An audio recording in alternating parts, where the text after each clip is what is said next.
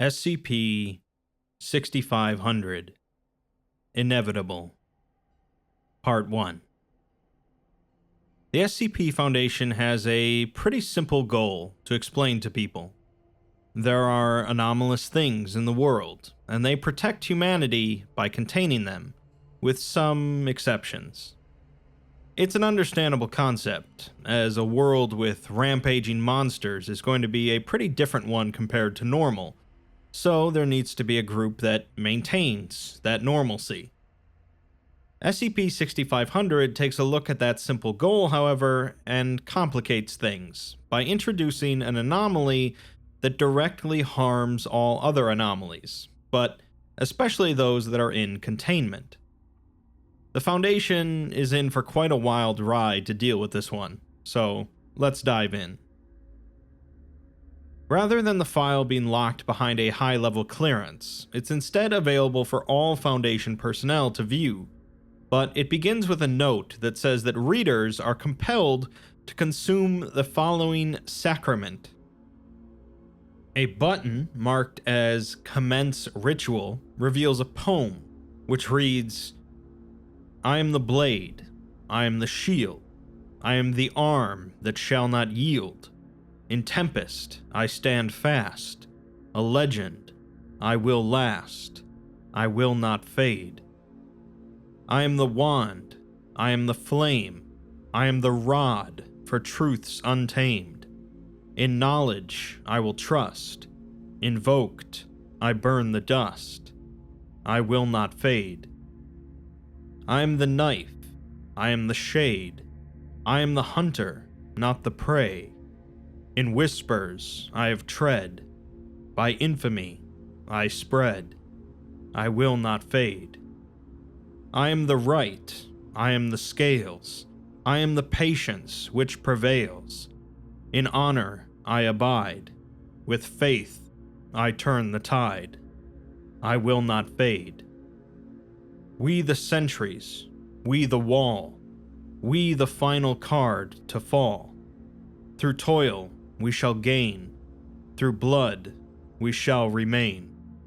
We will not fail." With that, we're informed that we are now protected and we may proceed. Clearly, rituals are involved with the containment or understanding of 6500. The article itself opens with an image of SCP-179, a female humanoid entity located near our sun that warns the Foundation of any extraterrestrial threats. The caption for the image informs us that 179 is now inactive and unresponsive. SCP-6500 is described as a process of entropy that is exclusively targeting the anomalous. It primarily affects, but is not limited to, various forms of thaumaturgy, or magic, and is so far responsible for over 1,500 neutralizations of anomalous persons, items, areas, and phenomena over the past decade. This entropy takes on many forms, such as accelerated aging in organic anomalies, including those previously considered immortal, or causing objects foreign to baseline reality to either fade into non-existence or suffer from violent structural collapse. While that's bad enough, the Foundation has determined through studying the anomaly that its effects are hastened by containment efforts. Without intervention, SCP-6500 will cause the complete neutralization of all known and undiscovered anomalies within a 5-year period, changing the state of the universe and rendering the Foundation obsolete. The current containment procedures involve each site reviewing their containment records to determine which anomalies would cause negligible harm to humanity or widespread knowledge of the anomalous. Those are to be designated as non-disruptive anomalies, and their containment will either be discontinued or reduced to simple observation. Humanoid anomalies with a record for cooperative behavior are to be given tracking devices and released. Religious and mythical artifacts will be returned to their respective cultural lands or peoples, and animals and other organisms will be released into the custody of Wilson's Wildlife Solutions or similar groups. tomes and grimoires will be turned over to Serpent's Hand operatives for a return to the Wanderer's library, and an ambassador from the library has granted the Foundation temporary immunity for overdue items. Finally, anomalous locales are to be afforded the same level of agency granted to nexuses, like 3 Portlands, with severely reduced policing from the Foundation. These actions have so far not been enough to stop SCP-6500, but have somewhat slowed the process. It's also been determined that all operations involving SCP-6500 must contain elements of esoterica, up to and including documentation, the code of which is to be lined with protective wards where possible. This explains the ritualistic poem at the start, and will explain a lot of the material in this article. We're also notified about Protocol 6th Son, which states that all special missions, known as paths, undertaken in the pursuit of counteracting or neutralizing SCP-6500 are to incorporate ritualistic aspects. We'll get to those paths soon enough. Now, you might think that getting rid of all anomalies in existence would really solve things for the Foundation, and could be their end goal, but we're provided a note from 051 to dissuade us of that notion. It reads, "Quiet days are upon us. One would be forgiven for viewing this as a desirable goal, to be free from the anomalous, to usher in a new age of reason, where there can exist nothing outside our realm of understanding. A world where we would not have to watch our brethren die in the dark, unaccomplished and forgotten. One would be forgiven for wanting to go home to their family, to look them in the eye and assure them that everything is going to be okay, that there's nothing left to go bump in the night. One would be forgiven. Since our inception, countless generations of noble men and women have dedicated their lives to the suppression of that which eludes understanding. They have stood stalwart on the precipice of the unknown, staring defiantly into the abyss. They mocked its gaze. Why then should we not honor their tradition? Why spurn their sacrifice? Why should we move to proliferate that which we've so stubbornly locked away? SCP-6500 represents the end of magic, the end of stories and of dreams, the utter desolation of countless sapient, feeling lives, the destruction of communities, the fracturing of whole cultures and religions. It is an unnatural and intolerable eradication of untold worlds. It is condemnation, unforgiving in its totality, and unflinching in its march towards oblivion. To allow for it to continue on its course is to fail in our mission to protect. To cede to its influence would be to permit it to rob our world of wonder. To stand by would be tantamount to genocide. And that cannot be forgiven. So, in other words, the Foundation is going to fight to protect normalcy because the existence of anomalies is normal, to an extent.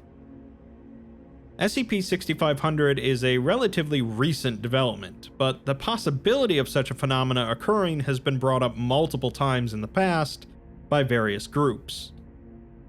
Within the Wanderer's library, it was called Chipactli's Feast, or simply the Impasse, an event which was said to herald the final occult war.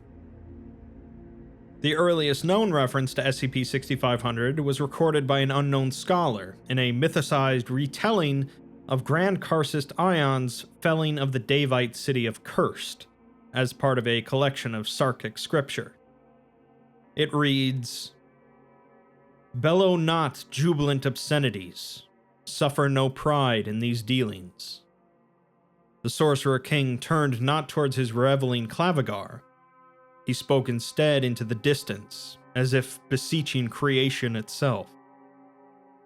Ours is a somber crusade. Holds pity for those who would so domineer us, even as their blades seek your throat. for they know not the grand nature of being." To this, Auroch questioned, "Surely as one who has endured the bondage of the Pajiwima, you should be first to celebrate our retribution." Though the Sorcerer King had his eyes set upon the dying embers of the fortress city, Auroch felt his piercing gaze all the same. The enemy would see to snuff out all that is not within their dominion. To starve the Vazjuma is to starve themselves. Ion turned to regard his disciples, enraptured by his word. A single tear escaped their liberator as he implored them. There will be no awakening for the slumbering devourer. There would only be night and the void. Much later, SCP-6500 was hypothesized to exist by one of the founding members of the Foundation, an individual known as 05-0. Little information exists about this individual, and what does is largely contradictory.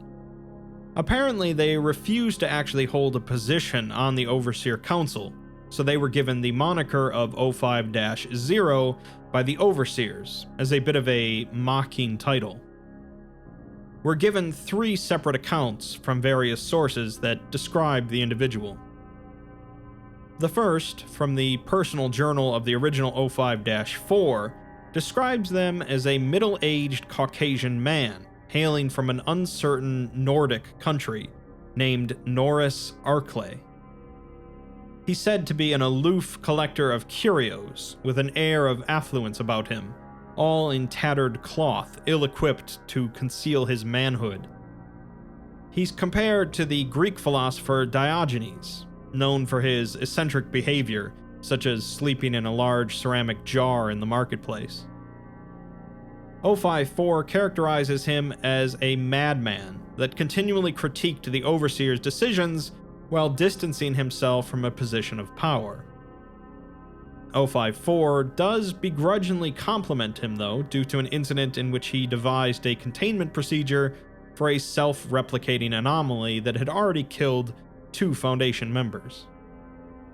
He eventually split from the Foundation, though, to which 054 wrote that they are better off without him, even if he did take his personal collection of artifacts with him like a petulant child.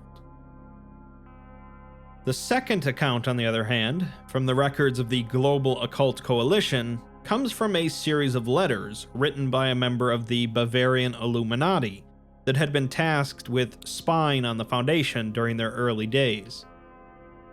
The spy describes 050 as a young, olive-skinned woman named Nur, who holds no office, but her words hold weight. She is described as an accomplished botanist, seeking to explain the existence of the anomalous and their place in the natural order. Not much attention was paid to Nur over the years compared to the actual council members, but eventually she left the Foundation. The spy writes that he had always felt an unnerving sense of unease and danger while observing the council, which he had assumed to be due to the fact that he was spying on a dangerous group. But as soon as Nur left, so too did that loathsome pressure. He believes that he made a grave mistake. The third account comes from the founding chair of the Foundation's Ethics Committee, who describes their early actions within the Foundation and their stringent supervision by an honorary overseer. They would communicate with the chair exclusively by telephone and are described as an intelligent and fearsome advocate for ethical considerations regarding anomalous subjects. The chair wrote that with 050's guidance, necessary resources for humanoid containment has lessened by 20%. These communications grew less frequent, however, as the Ethics Committee became a self-governing body. In the months following their last communication, the chair reported the arrest and trial of 050, but they were unable to be convicted since they held no formal position within the Foundation, so they were instead exiled via forced retirement. In response, the Ethics Committee chair resigned, writing that The administration has made clear its distaste for the ethical concerns of the anomalous, and they exiled the woman to whom they owe their career. Each account offers some radically different views of 050, but the similarity between each is that they specifically chose not to be part of the Council and eventually left the Foundation due to ideological differences. The Council did not believe SCP-6500 to be a possibility, and so they dismissed 050's proposal to limit the Foundation's size and scope to combat it. 050's quarters were searched after they left, with surviving personnel able to recover a number of notes, suggesting that there was some sort of booby trap left behind. These several dozen notes discussed 4 anomalous artifacts, and throughout they are referenced either in relation to other anomalies or in their relation to 6500. The retrieval of these items has been deemed paramount to continued operations. This leads into the bulk of the article, the 4 artifacts and the 4 paths that lead to them. I mentioned these paths before, as special missions undertaken to counteract SCP-6500, and that everything involved with SCP-6500 needs to involve ritualistic elements. Initiating Protocol's 6th Son tells us that a thaumatonarrative engine has been engaged, combining both magic and narratives, and provides us with the 4 paths: the path of the warrior, the mage, the cleric, and the thief. Each one offers a different artifact that could be used to stop SCP-6500 entirely, and we'll have to read through each one to understand how. The first, the Path of the Warrior, details a legendary blade known as the Leading Edge that is woven into the pataphysical folds of reality, with its wielder embodying the spirit of the hero. The nature of this weapon would allow for SCP-6500 to be overcome with the resolution of a grand quest. The warrior path is titled Death and the Authors, and begins in Sloth's Pit, Wisconsin, a small town and nexus of anomalous activity. A woman named Delphina Ibanez is at a lecture titled Applied Apocalyptic Pataphysics, or Telling Tales at the End of Everything, and she tells the lecturer that she hates stories. The lecturer responds that nobody hates stories, so she corrects herself to say that she hates fiction. The question he asked her as she showed up late was what her favorite story was. She says that she's late because she hates fiction, so she despises pataphysics, but he insists that she tell him her favorite story.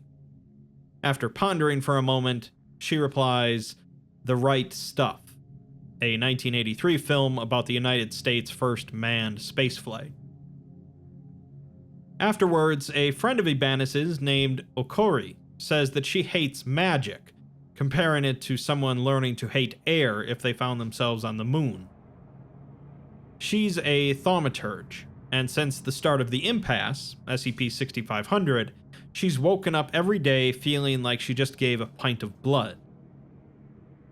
The lecturer suggests she head to the lab of their resident mage, as he might have something that would help, to which Ibanez shrugs and calls him Dr. Whatever, which he corrects as Placeholder McDoctorate. The 3 of them head over to the lab, where Okori finds some syringes which help, and Ibanez leaves her to let her get some rest. She and Placeholder continue on, with him explaining how rare it is for the O5s to declassify 2 001 proposals. He had been lecturing on these 2 proposals. Swans, which says that their lives are controlled by a bunch of horror writers, and Pickmans, which says that the very concept of narrative is sapient.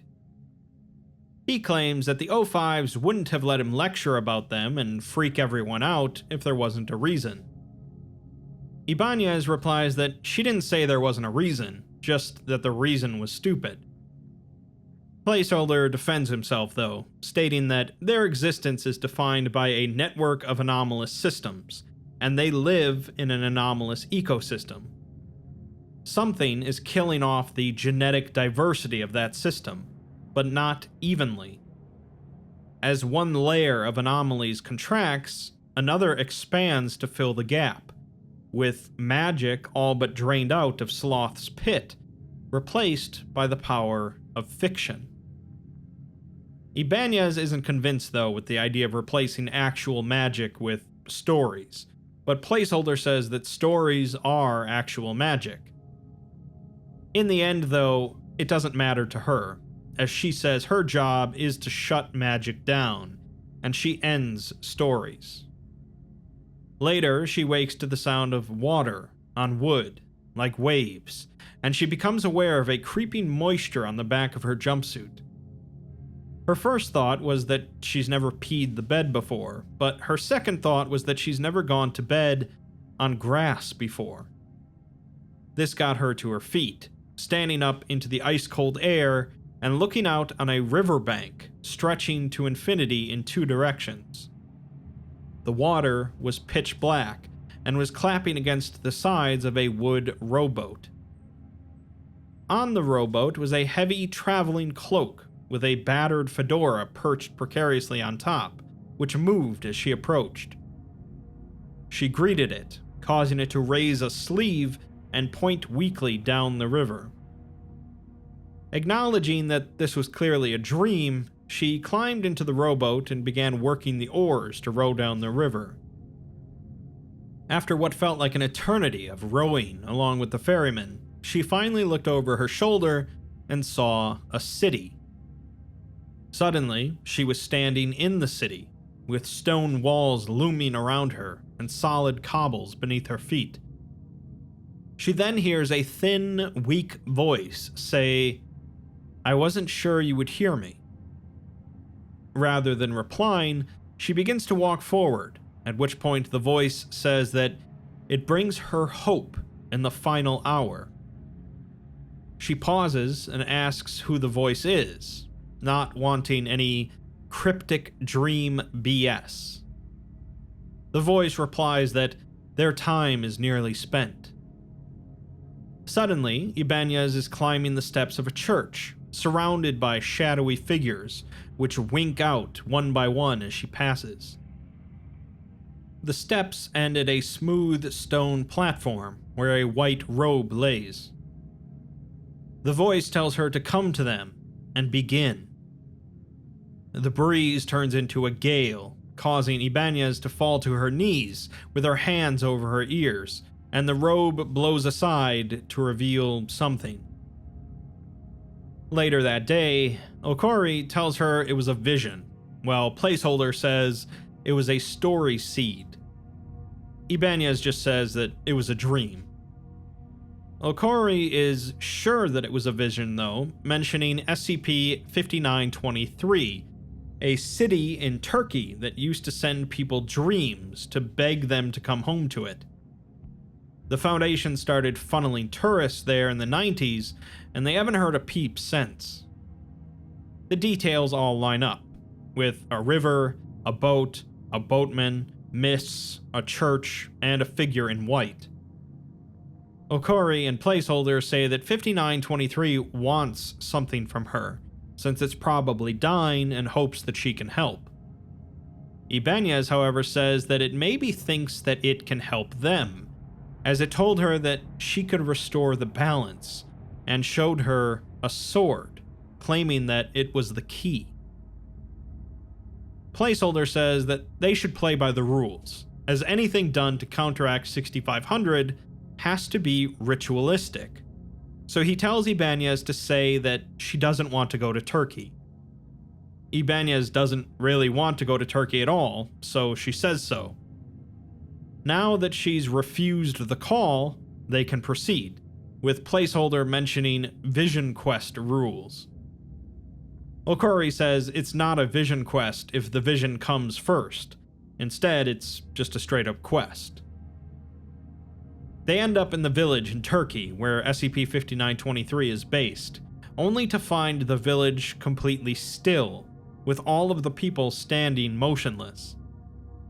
The 10-man MTF they brought with begin to go through the village and sit the villagers down to prevent injuries, while Okori takes her third injection of the day to stave off her malaise.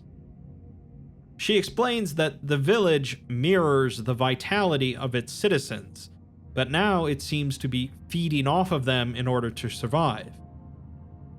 Suddenly, the ground shakes beneath them and the street begins to curl over the three of them like a tidal wave, causing them to fall into a sheer black expanse. When they stop, the landscape has changed, with them now in the basin of a dry fountain, and the church from Ibanez's dream towering in front of them. The voice from her dream calls out, telling them to hurry and find it. Ibanez tells the others that it's speaking to her, telling her to find the sword. Okori points to a portico at the base of the church stairs, saying that there isn't much magic left here, but it's in the library. The three head into the modest library, with the MTF nowhere in sight. There's only one patron inside, slumped over a table with his face in a book, and the librarian is staring into her computer screen. The third occupant of the room is a white-robed, hooded figure holding a suspiciously shiny sword, and it begs them to take it. Ibanez warily approaches with her hand on her holstered gun, and the figure says that the end of the unknown is the end of all stories. The end of all stories is the end of all change. The figure then slips away, leaving behind an identical white marble statue, and the final words of, "The end of change is the end of everything." Ibanez grabs a nearby chair and uses it to reach up and pull the sword away from the statue. It's a short sword, less than 3 feet long, with a circular crossguard and a polished oak pommel. There was writing on the crossguard, but she can't read the unfamiliar lettering, and it makes her eyes hurt.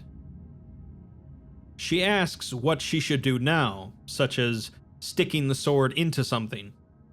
Placeholder says that a dragon would be the obvious choice. Okori suddenly cocks her head to one side and then collapses to the floor, breathing heavily. As the others rush to her side, she says that there's a way in here, a portal. She can feel it, but she doesn't know the key to opening it. The voice has gone now, so there's no more help there, and Okori can't read the writing on the sword either, but she says that someone in the serpent's hand could. Normally, the Foundation doesn't get along great with the hand, but since the hand doesn't want magic to die any more than they do, the circumstances have changed. After another injection, Ibanez asks Okori where the way is, to which Okori knocks on some wood near her. This causes a distinct clicking sound to come from within the desk. The keys to ways, known as knocks, are not normally so literal, but since magic is breaking down, everything is working a bit differently. Placeholder suggests that this was simply Okori's role in the narrative. On the other side of the counter is an open cabinet door at knee level, which contains a portal to another location. Stepping through the portal, they end up in a location that is both a clearing filled with blue grass as well as an ornate library, a section of the Wanderer's Library. They feel a warm breeze, smell the scent of ancient paper, and hear the sounds of distant fighting. Unfortunately, Okori can no longer stand due to the effects of SCP-6500 on her, so Ibanez carries her as the three pass through the library. They come across a number of anomalous entities, including an animate skeleton pressing its finger bones into a 2-meter blob composed entirely of eyes while screaming "Praxis" over and over again, and some sort of immense serpent dinosaur creature, which they immediately ran away from. They then encounter some sort of swollen spider thing, which leaps towards them, resulting in Ibanez swiftly drawing her handgun and terminating it mid-leap. She puts Okori down afterwards, who says that she's feeling different now, although she doesn't know if she'd say better. Another creature leaps at them, and Ibanez slaps it away with the flat of the sword before shooting it as well. They then see an army of similar spider creatures at the end of the hallway, all knotting together to bar their passage. The ball of flesh is suddenly flung aside, however, and scattered across the stacks of books by a tremendous millipede, larger than a convoy of buses end to end. The millipede proceeded to suck up all of the spider creatures into its mouth, and as the last one went in, the millipede's belly turned scarlet. The sound of boiling flesh filled the air, and it belched a thin plume of flame. It then slammed back down while staring at the three humans. Ibanez asks Placeholder if this counts as a dragon. The creature rears up again while shouting that jailers are not welcome in its library, but then its legs give out underneath it and it crashes to the floor. Ibanez says that she's not here to jail anything, but instead is here for a single piece of information, and they'll want to help her find it. The millipede climbs back to its feet and says that it's not a docent, and it should tear her apart for suggesting it.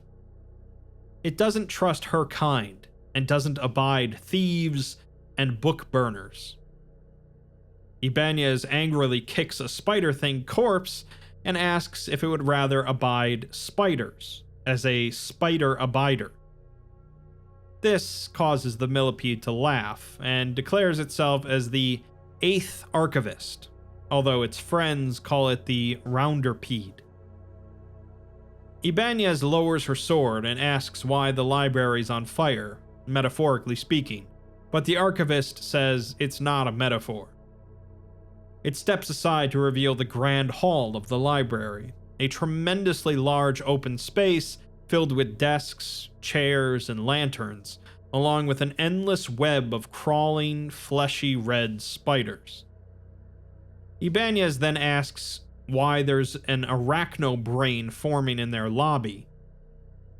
The millipede says that the old magic is dying, causing portals to be open that they cannot shut. Portals that allow things to come through that have been waiting.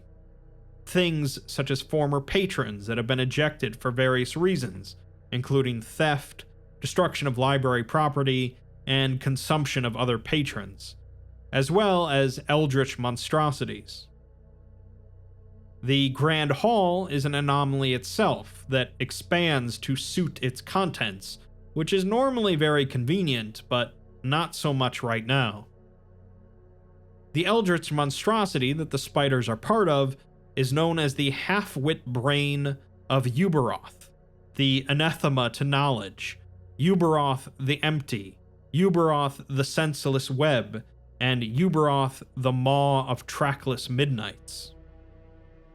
Ibanez remarks that that's a dude's name, a commissioner of baseball in the 80s named Peter Uberoth. Placeholder says that he doesn't think this is him.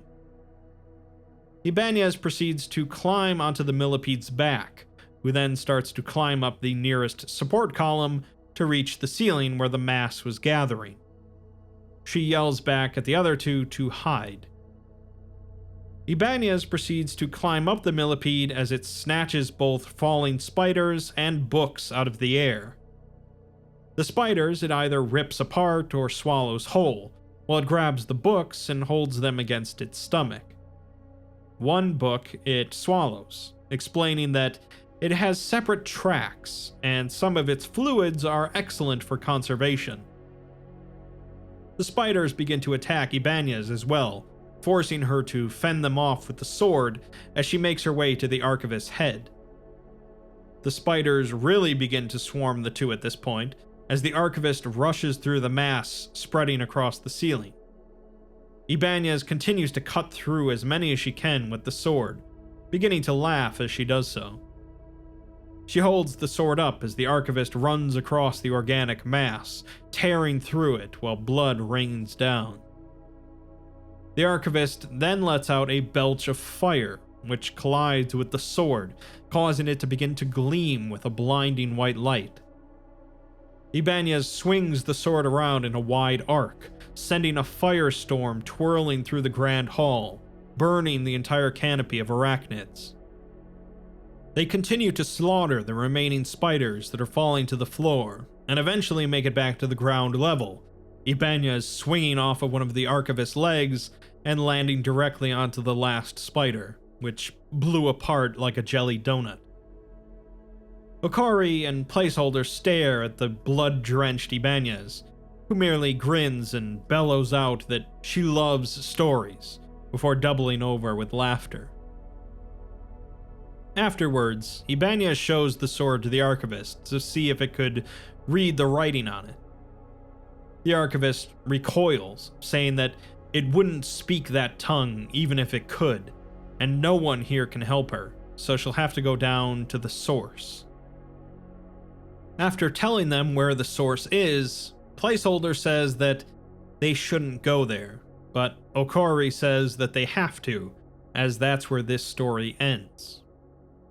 She assumes that there's a portal that they can use, but the archivist says it's not a way, but a wound, an infected scar from an unwise alliance long broken.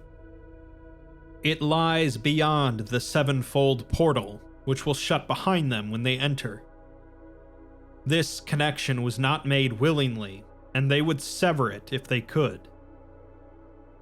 Placeholder asks why the library is dying if it's connected to all universes, not just the one where SCP-6500 is killing anomalies. The archivist says that the cause must also be a multiversal constant, or close enough to one, and personally it blames the Foundation. It won't provide them any more help, as this may soon be the last bastion of magic in all creation. Ibanez asks it to show them where the portal is, but it shakes its head, saying that it need only curse them to find it themselves. It then lets out a chant, saying, "I hie thee now to halls unkind, where to your sorrow you shall find, in grimoires black on ebon shelves, the Stygian pits within yourselves." It then apologizes, as Okari and Placeholder immediately begin walking away, and Ibanez briefly resists the sudden force impelling her to follow. She asks the archivist what will happen if it's right, and they fail, leaving the library as the only anomalous thing in all of existence. The archivist says that the library will be enough, and Ibanez turns to join the others. The force proceeded to pull them through the library, guiding them precisely where they needed to go, until they ended up in front of a jet black vault door. Upon opening it, time stood still for a moment, and they eventually passed through into a diminished reflection of the grand hall, blackened and pitted with age, fire, and rot. A beam of pure dark light shone down from the ceiling, as a viscous black fluid ran from the empty shelves into an apparently bottomless pit in the center. Ibanez steps up to the edge of the pit, remarking that this is a metaphor for the descent into madness, but Placeholder says it's a metaphor for progression, transition, and the acquisition of deeper knowledge. Okari says it's just a hole, and steps into the pit, falling into nothingness, soon joined by the other two as the door behind them closes. After free-falling through darkness, they end up back on solid ground, still unable to see anything. They realize that they're now wearing masks made of white porcelain for some reason, which they peel off. They're blinded momentarily by the light coming from the sword, which Okori exclaims is hemorrhaging magic, growing more powerful. She says that nothing is growing more powerful anymore, as everything is failing.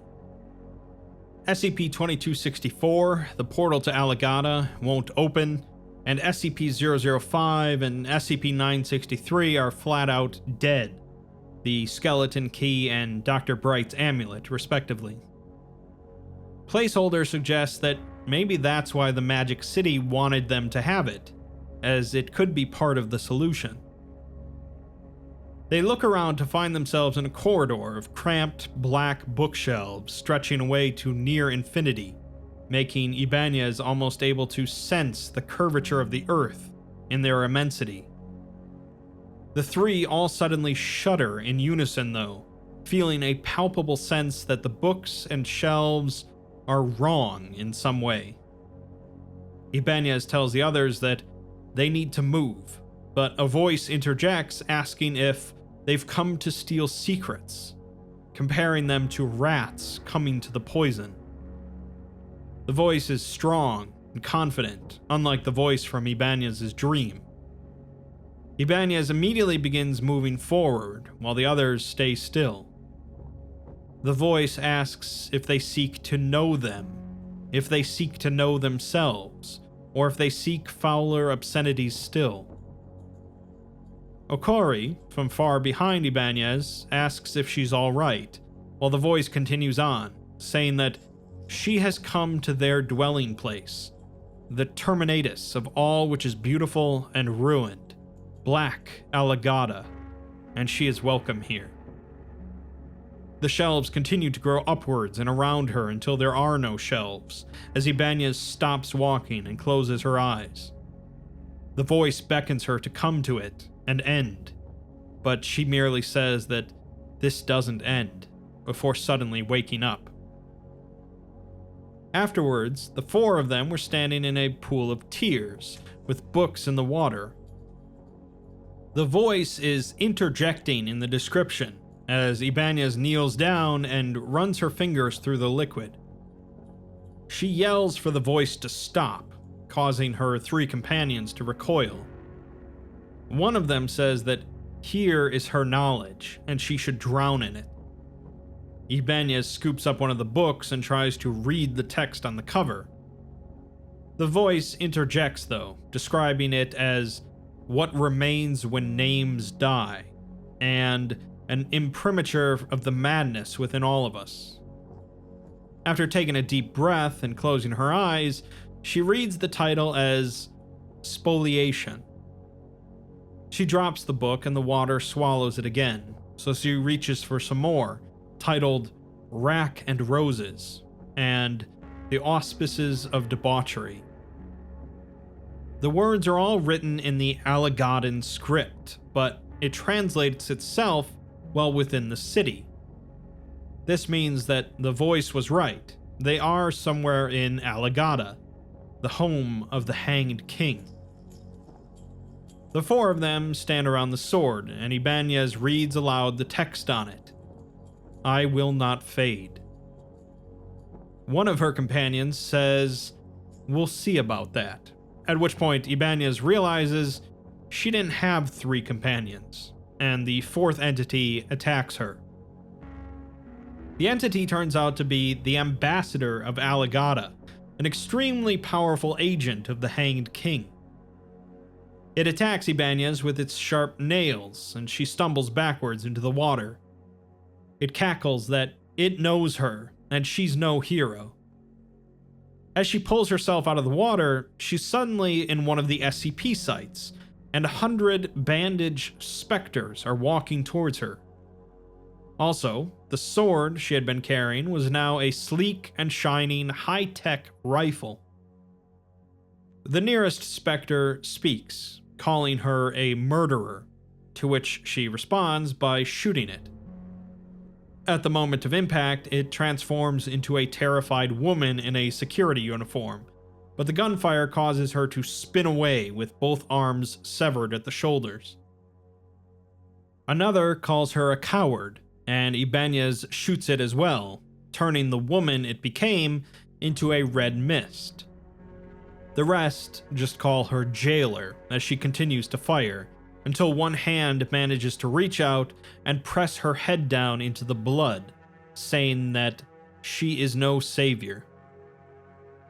When she brings her head back up, while coughing and sobbing, she finds herself in a stagnant pool of swamp water, with planes roaring overhead whilst firing on a village. Men and women in the village are wearing MTF outfits and are trying to assemble an anti-aircraft gun. She's now carrying a broken torch, which still lit the water around her, which was expanding with a red color. Near her, a small girl lay face down with a single clean wound in the back of her skull. Ibanez reaches down and turns over the corpse, revealing it to be her sister's. She tries to say that this isn't real, but her voice is replaced with the ambassador's, who reaches up and wraps its talons around her throat. She begins to hammer away at the ambassador with her broken torch, screaming that this is all a dream, but it says that dreams are more real than all of the magic in Alagadda today. The bandages that the ambassador was wearing fall away to reveal a form of sheer night which envelops her. She feels her grip loosen on the torch, or the gun, or the sword, and the ambassador drags her down into the water. Well underneath, she clears her mind and focuses on the fountain in the Turkish village where she lost her MTF team. Razor-sharp nails begin to dig into her scalp as the ambassador tells her that she is no leader. She emerges in the moonlit Turkish village that started all this, with the ambassador standing on the steps of the church nearby. It tells her that it could take her apart with a whisper, but it's far more amusing if she does it herself. It's interrupted, however, when she gives the command to fire, and 10 MTF members open fire on it, tearing it to shreds. Suddenly, she's back in the pool of knowledge, where she hands off the sword to Okori and proceeds to snap the ambassador's neck. She then drags herself out of the water and takes the sword back, which is glowing like a beacon. The three continue to walk through Alagadda as Placeholder asks what exactly that thing was. Okori explains that it was the ambassador of Alagadda, one of the most powerful sorcerers to ever walk the earth. It must have been dead to begin with, however, as it could have disassembled them at the atomic level without batting an eye under normal circumstances. Placeholder asks if that was the villain they came here for, since it was an ambassador to the Hanged King. Okori winces and tells him not to say that name out loud, and it's complicated on whether or not it serves the Hanged King. He pulls out his narrative fluctuation detector and says that the big bad's second in command in stories is referred to as a dragon. Ibanez pulled a sword out of a statue, saved a sovereign state, and fought and maybe slew a dragon. That means that they'll have to start winding this quest down, otherwise they might draw the authors down to their level and get trapped in an eternally escalating narrative. As for why the sword has been growing brighter and more powerful, it seems to be mirroring the strength of Ibanez's heroism, the same way the Turkish village mirrors the contentment of the tourists. They went to Alagadda from Turkey by way of the Wanderer's Library, not to read an important inscription, but because of the journey itself. The sword triggered the quest, and the quest triggered the sword through Ibanez's sequence of strength feats. It's been ages since someone shifted the balance of power in Alagadda, since jailers walked freely in the Wanderer's Library, since SCP-5923 spoke, and since Okori's veins felt so full of fire. The sword is reflecting what's inside of Ibanez, stirring up stories and bringing life to dead and dying places. There could be enough raw change built up in the sword to reverse the impasse entirely. Finally, the three of them come to the Hall of the Hanged King, dominated by a throne sculpted with scenes and figures which crawled beneath their eyes like the memory of worms in the grave. It was littered with nasty-looking spikes, broken links of black metal, and frayed lengths of black rope, with a single chain swaying from the ceiling. The throne itself, however, is empty. This was a problem, according to Okori, as the Hanged King was now free, and she thinks that they freed him. If he gets his hand on the sword, it would be worse than the impasse, and the only way out of Alagadda is through a doorway somewhere.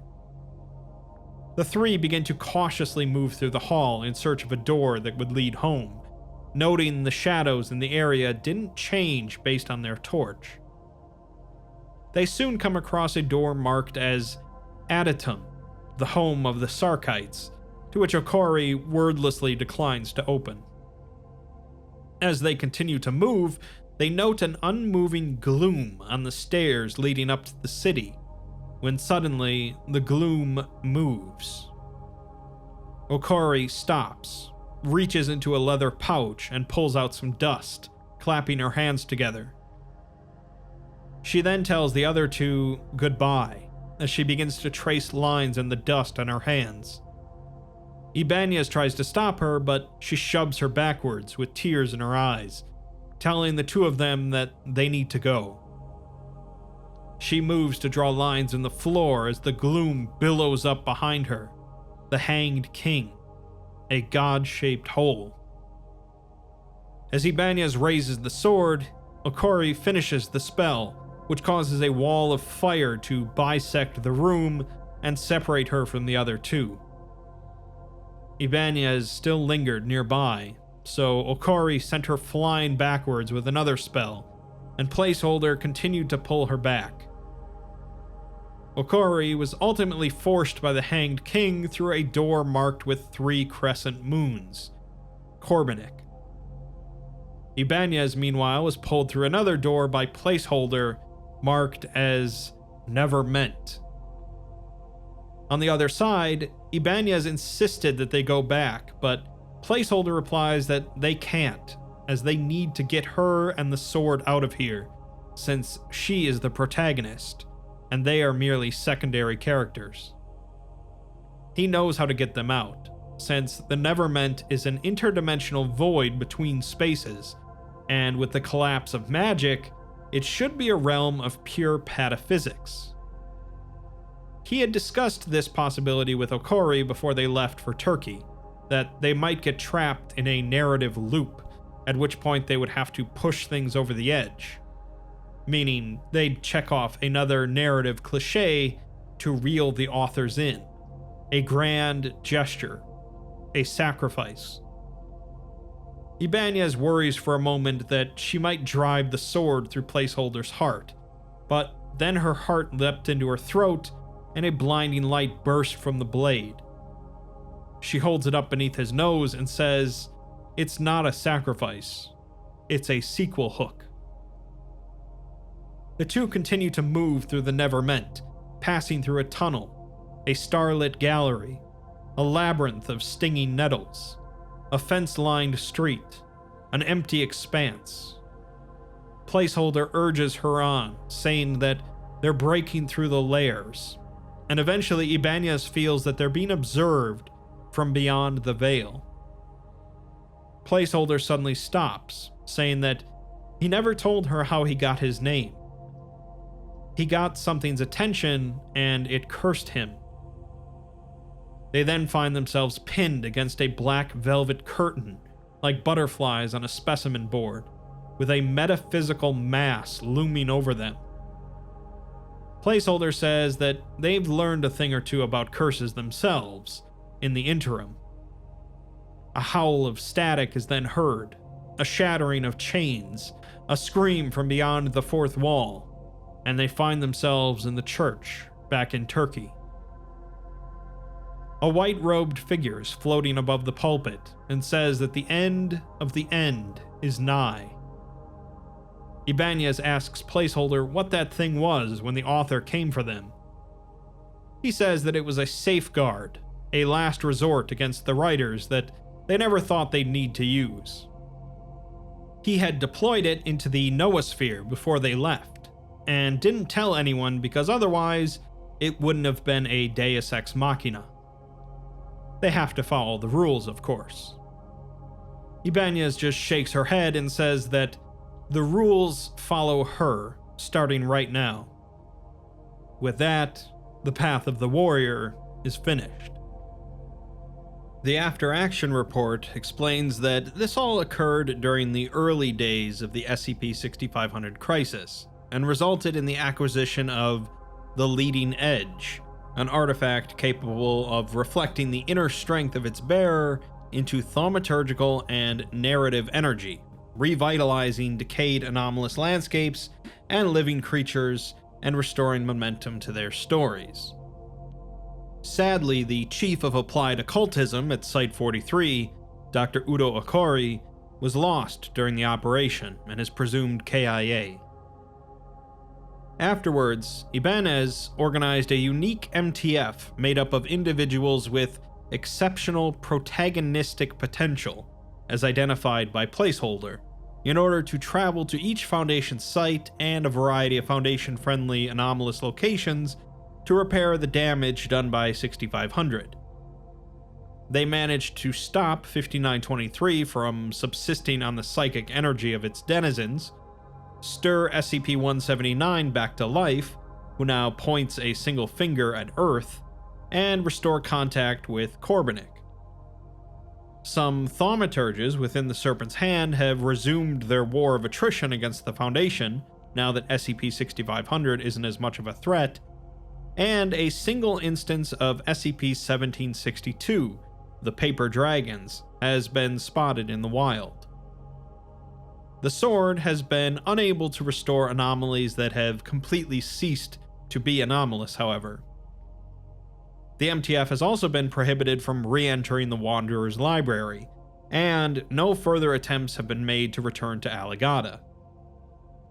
After some time, Ibanez requested a temporary leave of absence to go visit Okori's parents, who are stationed at another site. They reported nothing unusual with her activities during the visit, but afterwards, on her return to London, she was seen entering the Tower of London, heavily armed. This is the location of SCP-2264, an entrance to Alagadda, and she disappeared without a trace. There are 3 more paths to go before continuing into the SCP-6500 file, each quite different than the last. Truth be told, reading all of the paths is not strictly required to understand SCP-6500 in its entirety, but we'll be going through all of them to appreciate the stories they tell. Ibanez proved one way of solving this problem through the path of becoming a warrior, but there are other ways, as we'll soon see.